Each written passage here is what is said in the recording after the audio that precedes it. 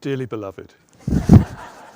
So nice to be here this morning. Thank you so much for having me. I was listening with fascination to what Steve was saying there and reflecting on how that kind of intersects with my own slightly peculiar life. You can deduce from Naga's introduction that I do have one or two USPs. A recent one is that I am the only incumbent of the Church of England to have spray tanned with Debbie McGee. I've now become rather expert on spray tan. I was in the pub the other day and somebody walked in and I turned to my friend and went, Venetian double dark. But I'm also the only vicar of the Church of England so far who's had a #1 record. It was a very long time ago. It was 35 years ago. I was in the Communards, which was formed to bring down Margaret Thatcher by doing covers of 70s disco classics. Where is she now? But to give you an idea of the passage of time, I'm now a vicar. I'm the vicar of, well, how could you tell? The vicar of Findon in Northamptonshire, which is a very traditional, classic English country parish. 4,500 people, beautiful gingerbread architecture, small enough for everyone to know each other, big enough for there to be plenty going on to keep us all occupied. I arrived 8 years ago and turned up. We have a Church of England primary school. And turned up at the school to introduce myself to the children. A little boy ran up to me and he went, "You're the new vicar." And I said, "Yes." And he said, "You was in that band." And I said, "Yes." And he said, "That was my nan's favourite band." So the years have gone by and it's been quite an interesting trajectory. Lots of people ask, how did you get from being a vicar to, from being in a pop band in the 80s to being a vicar now? But it was really a return to form because I started off as a chorister, like so many people who go on to have careers in music in Britain and indeed in the church. It all began for me sitting in a choir stall, being schooled in the mysteries of the Anglican choral tradition. The boasters, of course, of the Jesuits that give me the child of 7 and I will show you the man. I think there's something comparable to that in the Church of England. It's to do with being brought up in its music and its liturgy, its worship. I was destined for a career in shoe manufacturing, which was the occupation of my father, grandfather, great-grandfather, great-great-grandfather. But in the 70s, when I came to maturity, two things happened. The first was the collapse of the shoe manufacturing sector, no factory for me to go into, and also the realization that I was gay. Realizing that you were gay in Kettering in 1978 was not something that suggested a life rich in opportunity lay dead ahead. There was a unisex hair salon called Michael in Dalkeith Place, where you got a sponge finger with your mellow birds, and I sensed a different life was being lived. But I realized that really, for me, the future lay elsewhere. It was being gay in Kettering in 1978 was a fate, and not a very attractive one, and I didn't want to be stuck in an unattractive fate. I wanted life in all its fullness and its richness, and I wanted to be the author of that rather than just the passive recipient of a negative assessment of what was then a very intolerant and exclusive world. So I came to London after adventures and misadventures and arrived in King's Cross in 1980, which was not then the glossy zone of enterprise it is today. Well, it was a zone of enterprise. I can remember standing on my phone. We had a flat where the Caledonian Road meets the Pentonville Road, and standing in there looking down into the street with my flatmate and saying, "Why are all those ladies waiting for a bus? There's no bus stop there." But people kept stopping and offering them lifts, so I'm sure they got home. That's just a measure of my naivety, my unpreparedness for life in a big city, middle class, middle England public school boy, not really ready for the reality of a city in all its seamy glory and sometimes not so glorious underbelly. But it was there also I met somebody else, another gay runaway, not from middle England like me, but from a very tough working class background in Glasgow, and that was Jimmy Somerville. And I was just very fortunate to hitch my wagon to him because he turned out to be one of the most original and distinctive artists in pop music in the 1980s. I remember saying to Jimmy, "Why did you run away? Why was he like me? Although our circumstances were very different, why did he need to escape to come to London to make up a life?" And he said, "Well, people discovered that I was gay." And I thought there might be some extraordinary story of discovery and revelation about that. But eventually he confessed that he was the only boy in his class who bunked off to watch the Bay City Rollers open a carpet shop. So it wasn't quite the Genet-like scenario I had in mind. Bliss was it in that dawn to be alive, and to be young was very heaven. To arrive in London in 1980, being who we were when we were, was a very good time to be there. London itself was churning with debate and opposition and politics and culture. Margaret Thatcher's first government, 1979, she presided over that in the House of Commons. Across the Thames, on the other side, County Hall, presiding over that, the GLC, Red Ken Livingstone. You couldn't really have two more opposed figures, well, perhaps until recently. And between them, this huge churn, an exciting place to be. We were the generation of gay men who enjoyed the benefits that the first generation of gay liberation had secured for us. They'd created spaces in London, in other big cities around the world, where you could be. But those spaces, interestingly, were places of entertainment. They were pubs, they were bars, they were clubs. And at the centre of them was a dance floor. The dance floor became not only a sort of place of personal liberation, and where you could meet people, and where you could begin to live the life you wanted to lead, but it also was a place where dance music became necessarily a soundtrack to political and cultural change too. It was an extraordinarily fortunate place to be, I realise now. Didn't quite realise it at the time, it was just new and exciting, but it was. And one of the interesting things about it was that it was a commonwealth. The people who occupied that space and who began to benefit from what had been secured for us by a previous generation had come from all sorts of places. Jimmy and I couldn't have been more different. Tenement-raised Glasgow boy, public school boy educated chorister. And yet we found in that common purpose of trying to find the new life, a life in which we could not only live but flourish, that was an extraordinary, exciting thing to do. And because of that, we needed to evolve a language and a way of being and a way of understanding each other, which transcended the individual differences of who we were. I was very struck listening to Steve earlier talk about how necessarily bunkered we become in our various existences. That's true culturally, it's true in business, it's true in politics, because we seek birds of a feather, because we try to seek a common purpose. But there must be something that transcends that individuation, that gives us a common language, and that marks out territory on which we can all stand, territory in which a common purpose can evolve, which transcends individual commitment and even our most passionate convictions and our most deeply held beliefs. Very important thing. And that's something I began to learn on the dance floors of the gay scene of London in the 1980s. The alternative gay scene, I later discovered it was called when a sociologist came to interview me about me and asked me what it was like to be a pioneering member of that. I had no idea that I was, but nonetheless, it appeared that I am. Really interesting place to be. And out of that, galvanized, I think, by the political mission, which was to push back against that hostile world, unimaginably different now from how it was then. And to use the kind of engineering and the dynamics and the energy and the creativity of popular music to do that. We were absolutely schooled, we were adepts in popular music. It's the thing that had sustained Jimmy living a very tough life in a sectarian background in Glasgow. Was the auntie who married a GI, marriage failed, came back to Glasgow, but brought with a stack of records from Motown. And something about that music of Motown, which again was a music not just of entertainment, but of protest, of defining a new identity in a hostile world.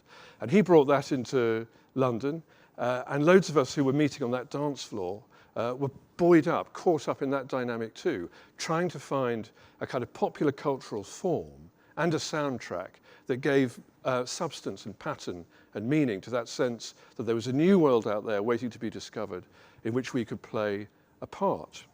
We'd also had the benefit, of course, of punk, which came along 1976, 1977, and sort of changed everything. I think now, in 2018, that it's almost impossible to overstate the significance of punk, its impact on the worlds of culture and in lots of other worlds too.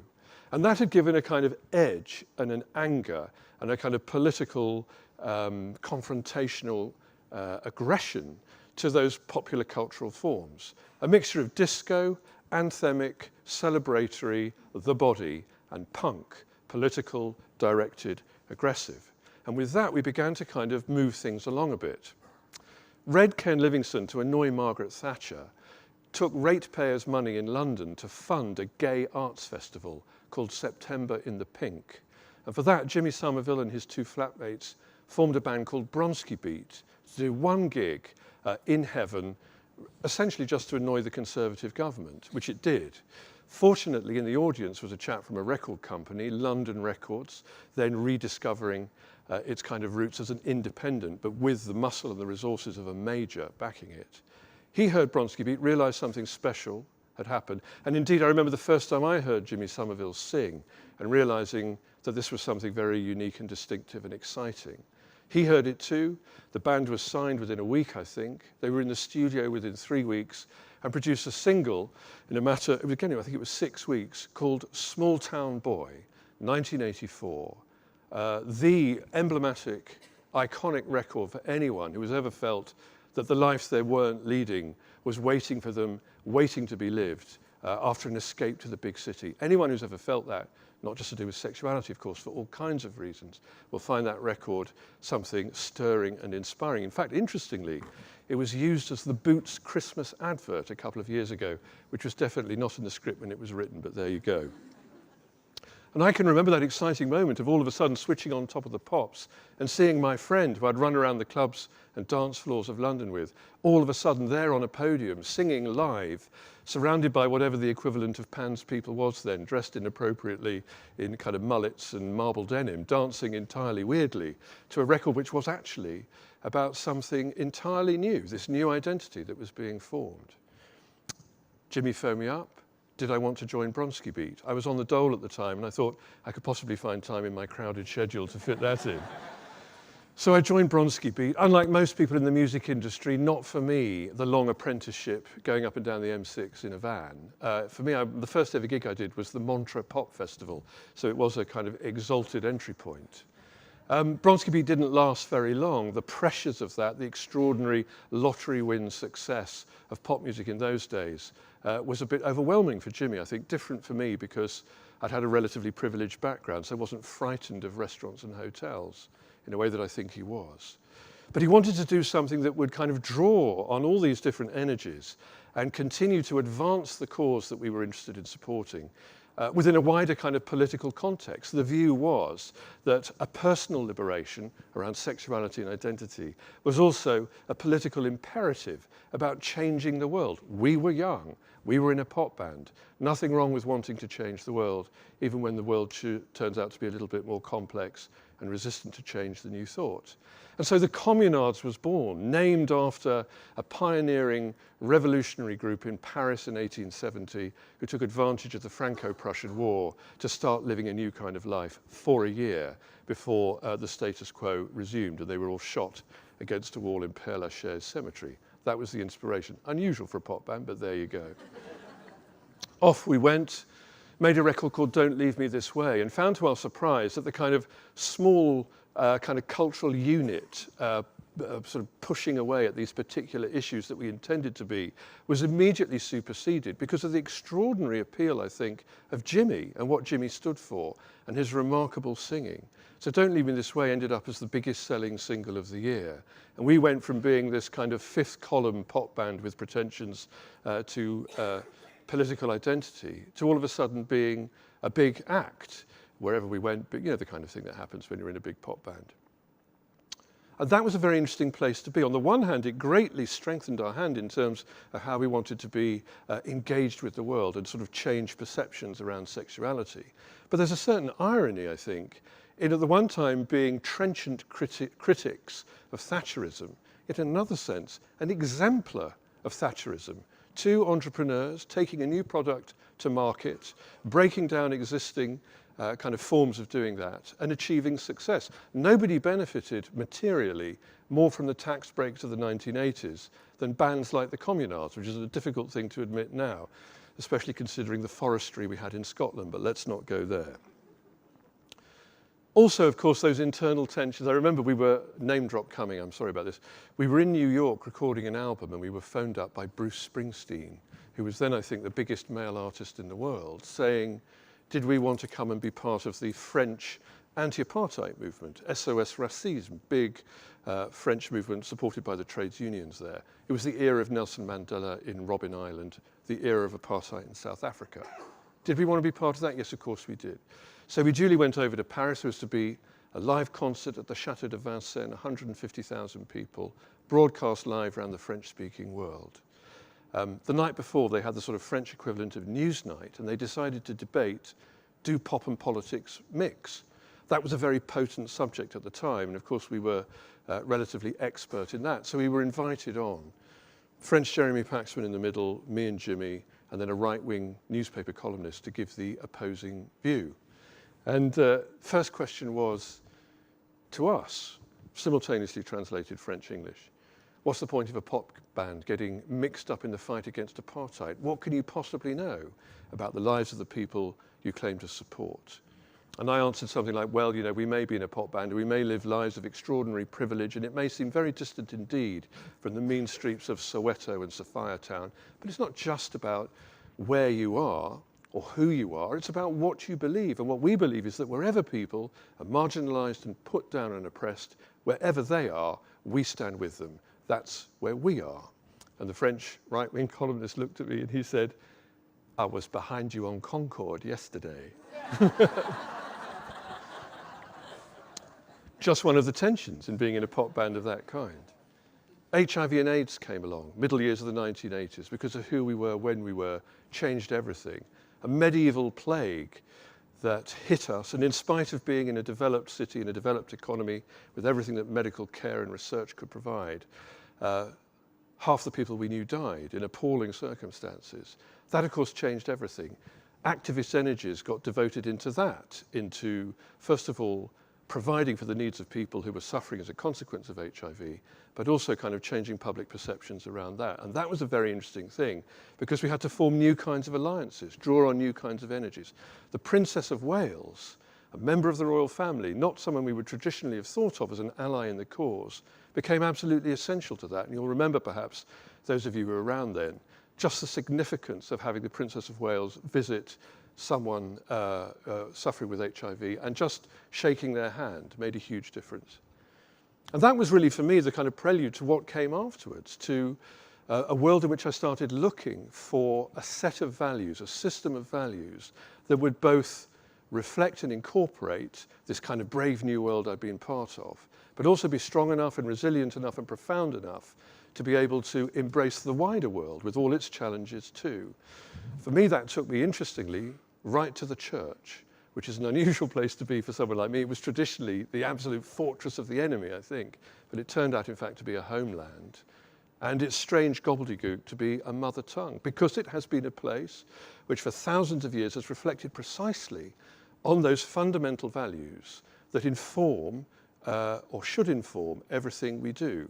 Essentially, it's about trust, I think. We can't do what we do wherever we are, whatever we're doing, without having a reliable and resilient sense of trust which informs the relationships of the people with whom we work. Very interesting talking about how you reflect those values. I'm involved in a housing association. We've recently had an audit. Savills came in and gave us a snapshot of our net present values, our assets, our balance sheet, the value of our tenancies on our housing stock, presented as numbers. Great. But we're also a housing association that promotes public good, that works for the benefit of people who are poor and marginalized. And we know that what we do creates really important, profound value in the lives of our community. Try and find a metric for that. Balance sheet on one side, and then just a list of smiley faces on the other. It's not robust. And yet we know that it's just as important as those balance sheet realities. I'm Chancellor of the University of Northampton. We've just opened our £350 million new campus in a brownfield site in an ailing county town. And we know again that that's going to produce huge benefits for the value of the whole community. But again, finding that metric, finding the language, finding the detail that's persuasive and powerful, that gives a reliable and rigorous account of that, is a really tough thing to do. But we have to do it, because without it, if you lose that, you lose everything, in fact. And I'm sure that's something which is entirely relevant to the needs of marketers in this increasingly complex and increasingly dynamic, digitized world.